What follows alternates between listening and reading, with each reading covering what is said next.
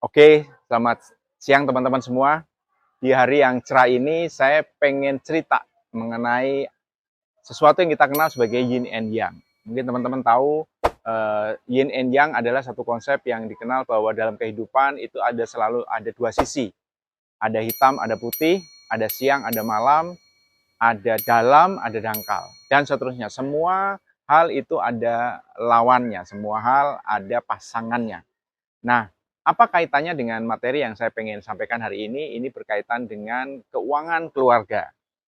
Konsep yin and yang di dalam konsep keuangan keluarga. Di mana dalam kehidupan kita, kita itu memiliki dua skenario hidup. Ya, skenario hidup yang pertama adalah skenario panjang umur, dan skenario hidup yang kedua skenario pendek umur. Di mana dua skenario ini adalah skenario saling melengkapi, dan kita dalam hal perencanaan keuangan harus merencanakan dengan lengkap. Saya akan ambil contoh mengenai salah satu hal yang biasa kita lakukan, yaitu menyiapkan dana pendidikan untuk anak. Di mana kalau kita bicara dana pendidikan untuk anak, tentu saja kita bicara perencanaannya, di mana anak kita mungkin usianya masih 4 tahun, 5 tahun, atau berapapun, yang dana itu akan dipakai untuk mereka nanti pada saat masuk kuliah. Oke, ketika kita bicara skenario hidup panjang umur dan skenario hidup pendek umur, maka dalam hal perencanaan keuangan, saya biasa membawakan dalam bentuk contoh. Contoh yang saya pengen bawakan adalah berkaitan dengan kisah petani jagung. Di mana dulu kakek moyang saya setiap kali panen jagung, itu selalu menyimpan jagungnya dalam 3 tempat. Tempat yang pertama namanya lumbung, di mana jagung yang habis dipanen itu disimpan di lumbung, dan jagung itu yang disimpan di lumbung itu dipakai untuk keperluan jangka pendek. Tidak bisa terlalu lama karena nanti bisa busuk atau tidak bisa dipakai. Nah, dalam kehidupan modern, skenario hidup jangka panjang memerlukan uang kita ditaruh di dalam lumbung yang namanya tabungan.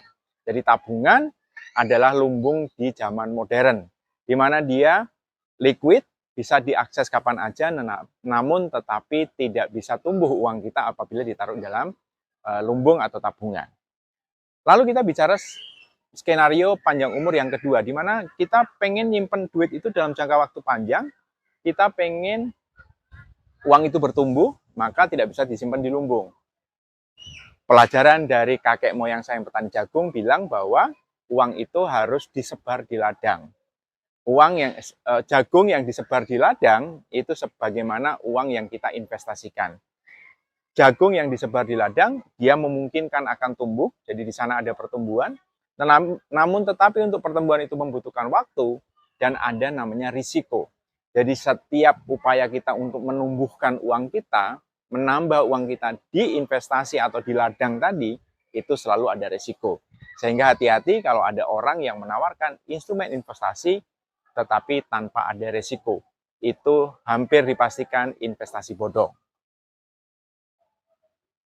Oke, jadi kita sudah bicara dua instrumen yang kita bisa pakai untuk mengumpulkan dana pendidikan pada saat usia kita panjang. Artinya apa? Kalau usia kita panjang, maka tujuan keuangan itu bisa tercapai, dana pendidikan itu bisa terkumpul.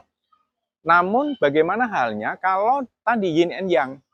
Ada skenario hidup pasangannya umur panjang, yaitu usia pendek. Maka kita harus menyiapkan satu skenario keuangan usia pendek.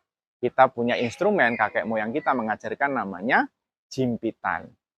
Di mana jimpitan itu adalah iuran, kita bergotong royong, sesama anggota, kita bersepakat, kita tidak pengen menggunakan uang tersebut, tetapi kalau ada di antara anggota yang mengumpulkan iuran itu mengalami kesulitan, maka uang itu bisa dipakai untuk memberikan santunan kepada orang yang mengalami kesulitan tersebut. Nah, ini adalah konsep dasar proteksi atau asuransi. Jadi kita tadi sudah kenal lumbung itu tabungan, saving, kemudian ladang adalah investasi, investment, S dan I, C, dan itu adanya untuk skenario hidup usia panjang. Pada saat skenario hidup usia pendek, di mana uang yang kita kumpulkan belum terkumpul, ternyata kita usianya pendek, sehingga kita memerlukan satu backup instrumen keuangan namanya protection, yaitu asuransi yang akan melengkapi tujuan keuangan tersebut dalam bentuk santunan uang pertanggungan. Nah, itulah SIP dan itulah pentingnya memiliki asuransi jiwa. Karena asuransi jiwa melengkapi tabungan dan investasi. Sehingga kalau disingkat namanya SIP. Saving dan investment itu untuk usia panjang, protection untuk backup pada saat usia kita tidak panjang alias pendek. Sehingga tujuan keuangan kita tetap bisa tercapai.